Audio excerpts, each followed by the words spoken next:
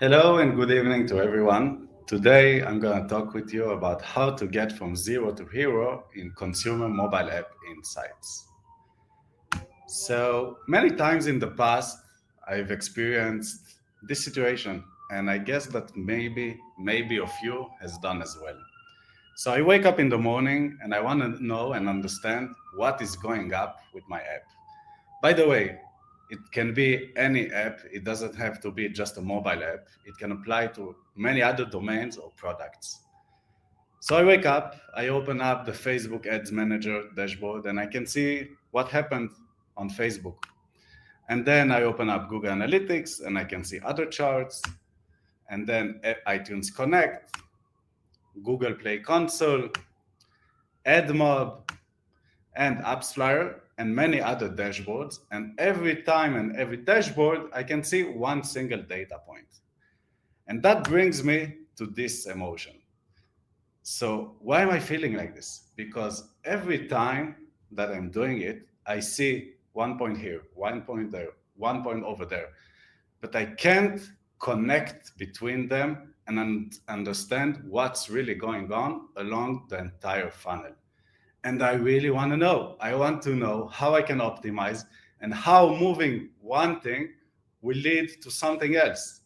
But currently, that's impossible in this state. And even if I can find some basic insights, they are very, very shallow because the levels that I can see in these dashboards are very shallow. They are very, very high level. You cannot get to the level of granularity that is needed in order to understand deep insights. And then I always dreamt about having a system that will enable me to do this, to see all the dots, to see how they interconnect between them, and more importantly, how moving one dot is affecting the rest of the dots. How can I optimize? How can I get to the state that I really want? So my mission was to reveal business, product, and growth-related insights by connecting data from all the different parts along the funnel. And the funnel is pretty long. So there's the acquisition, the activation, retention, churn, monetization. It's a pretty long funnel that is involving many different parts, many different systems, many different platforms.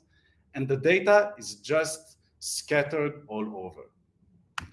So a bit about me. I'm today the VP Consumer Products here at Tomer.io. I'm passionate for great products. I'm an Apple developer at core. I love product. I'm fascinated by growth. And whenever I have time, I'm going to kitesurf. So how can we get to this point where we can connect the dots and understand how they are moving each other? So that's our high-level implementation. The first task would be to ingest all the data that is scattered all over the internet to one single data warehouse.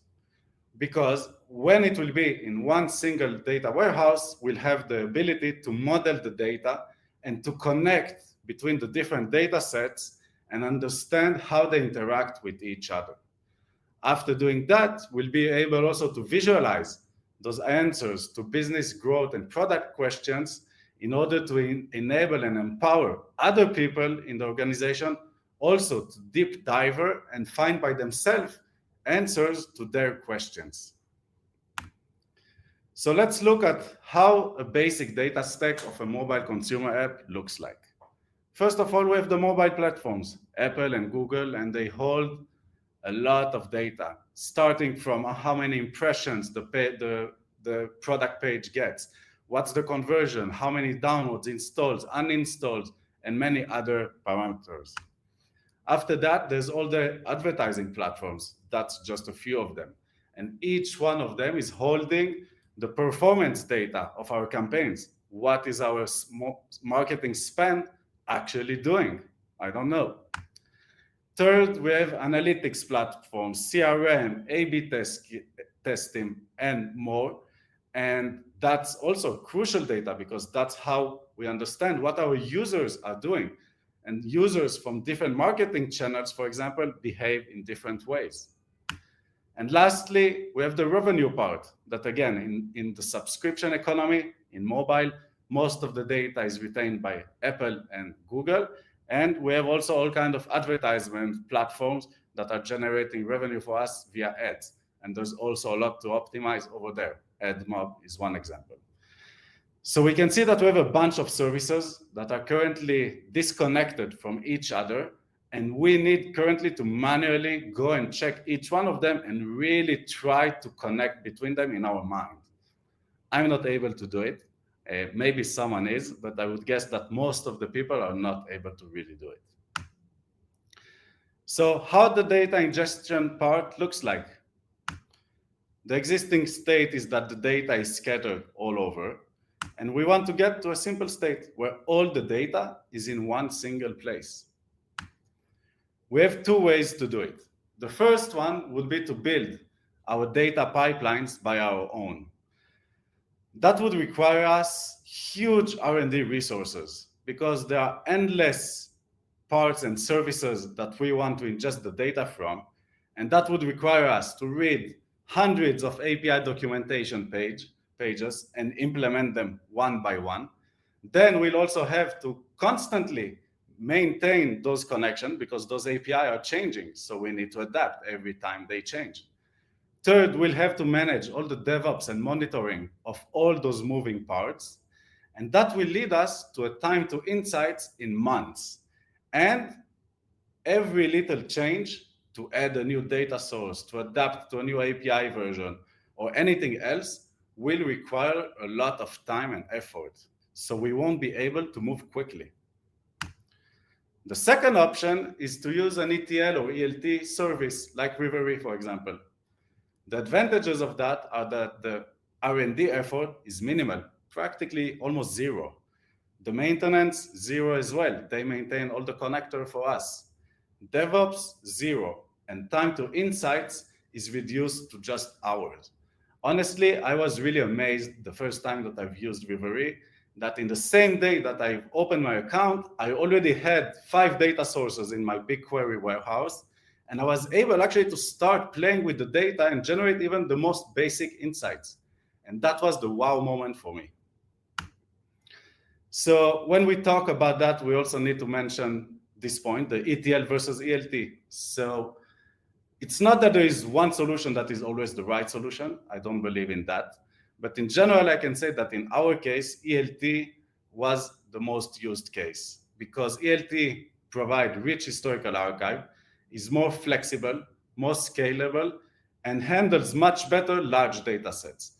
I haven't encountered yet a problem that I needed an ETL. When we'll do, we will adopt it. But ELT has at the current many advantages. So we got all the data, great, level up. We have now all the data in one single data warehouse. We can start doing actually interesting stuff. So the first one would be connecting the dots or modeling. What does it mean? It means that we take several different data sets. For example, like here, different marketing platforms data sets, Twitter, Snapchat, Facebook, Google. And by applying some logic to them, we are gluing them together.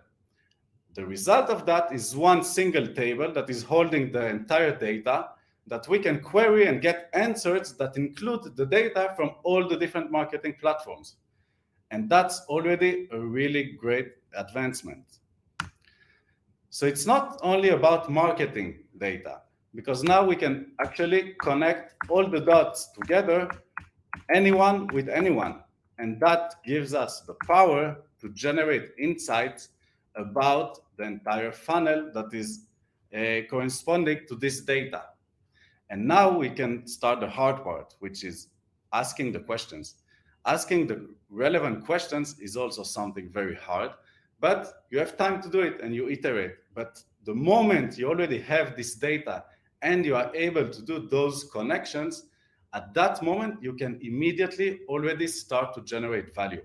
And the value gets larger and incrementally more significant over time. The third part will be to visualize it, because not every person in the organization is able to actually go and write the SQL queries that are needed, and it's also unneeded to write it every time again.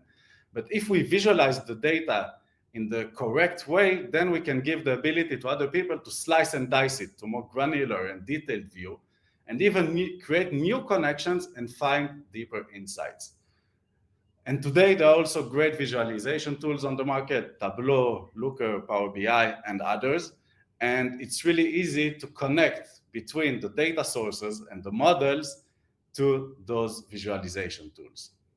And now, this tool can replace tens or even more of dashboards that we had to look at each one of them separately before. Now we look at only one dashboard that is encapsulating the data from all the different data sources. So a few tips regarding visualizations. It can be an entire talk, but I have 3 important tips. The first one is less is more. Keep your dashboards organized and remove unused view. Focus on quality, not quantity. The best analogy I found is like the difference between going to a botanical garden where you can easily see every single flower to just wandering around the forest without even knowing where to look. You will most probably miss the interesting stuff. The second one is speed. So optimize your models and your visualizations to load blazing fast in matter of seconds. I'll tell you a secret, slow loading views aren't used by anyone. You can delete them. The third one is slice and dice filters. Enable your users to slice and dice the data displayed in the dashboards so that they will be able to ask questions by themselves and get the answers. And most of the insights will be achieved from that. So we have now all the data already in one place. That's amazing. We modeled it, we answered all kinds of different questions. It's amazing. And we really made a progress. We can now start optimizing our product, our acquisition channels, retention, anything. But there is one very important issue that still remains. And that's the one that you can think of in this picture. At this moment, we are in the woods, we look at the sky, and we can see all the stars, all the dots, like in our data warehouse. But in order to get insights at this point, we need to start and connecting them manually and try all kinds of different parts in order to get answers. And this is very, very hard and very, very time consuming. But imagine that you had a product that could deliver autonomous insight discovery. Try for you all the different permutations and highlight you those ones that are relevant and that are very significant, that could really help you improve your product.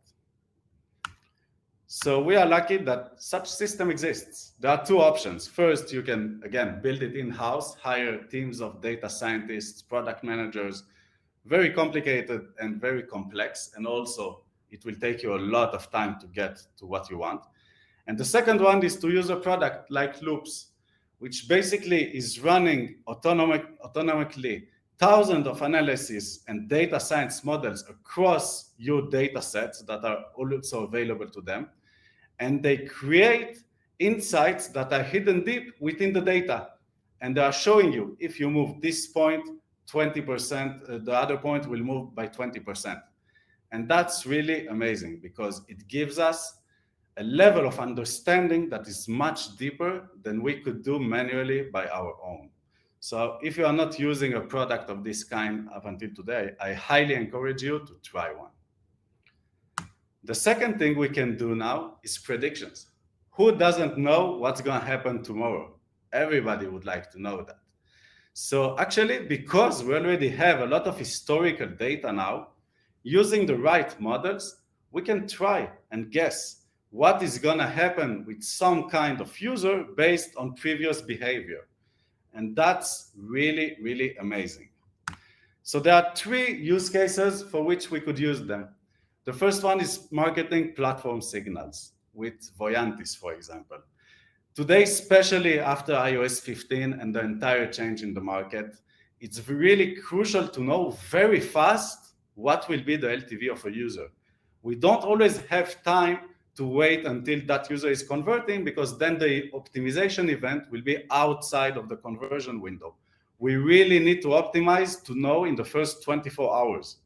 So by using models like Voyantis are providing, we are able to understand very fast, based on what the user is doing and how he is using the app, if he will be someone that will convert or not. And then we can start sending all kinds of signals and optimize our marketing channels to work based on those signals. The second one is that we can try and change the course of the prediction.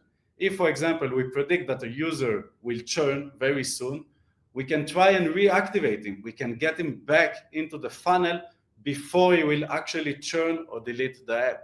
And that's actually something very significant, because every user is important, and having the ability to change the course of something that we don't want to happen is really meaningful and powerful. The third one is adapt the flow and the experience to the predicted behavior. So if we know that someone, a user, has made some action that predict that he will do something that is positive to us, we can even help him to make it even easier for him to get into that path. And by that, uplift the chance that he will actually do that specific action. So those are two very interesting use cases that are the next level of the BI dashboards. And the common thing between them is that they can be accomplished only if you have all the data together. Because without this data, they are not able to do any of that stuff. And that's a shame, because getting the data today has never been easier. In the past, when there were no products such as Rivery and others, you had to really build everything manually, and it was really practically almost impossible, especially for small developers. Now, anyone can build tools as such. Before we'll move to the next part. We have time for a short Q&A. If someone has any question, now would be a great time to ask. If not, we'll move on. In the chat. Great. So let's move on.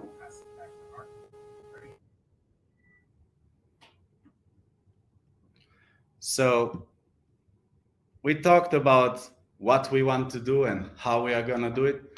Let's actually build it. Look at a live simplified example. So let's talk about ingesting the data. We'll use Rivery for this example. And remember that we have data that is scattered all over. So let's look, for example, we'll start with App Store Connect. The first thing we need to do is define all our connections. This is very simple. We just need to enter our tokens, username, password, whatever is needed. And instantly, we are connected to that data source. It takes practically 30 seconds per data source. Then, for each data source, we can start and build rivers, processes that is bringing the data from point A to point B, and point B being our data warehouse. As you can see, every different service has different APIs and different levels and kind of data. So we're just gonna pick the ones that we need and want. And then we just need to set a target. Where do we want this data to get to? And that's it. After this process, you'll have to do it for every single data set. It can take a few hours, but you'll have recurring processes that will always keep your data warehouse up to date with all the data that is needed to you. That's just an example of how it might look in BigQuery. So now we have all the data we need, and we can start querying it and modeling it together and answer really important questions. So to the data modeling part, we're not going to model the part together now, but it's important to remember a few things regarding mobile apps, but they will apply also normally to other domains. So the date will be the parameters that most of the sources can be unified with, using the date as a shared key. And then for mobile, it's always very useful to look at the platform, the countries, the device type, the OS version, and the source from where the users got. Because by slicing and dicing later on based on those properties, you can find really, really interesting things, because people in different countries behave differently. People with different devices, even with the same operating system, a Galaxy S21 or a Galaxy A something, behave very differently. And if you have this data, you can infer all kinds of insights and adapt your products to give them a different experience that is more suited for each one of them. So that was it for today. Thank you very much for attending. Feel free to drop me an email if you have any questions or would like to talk more.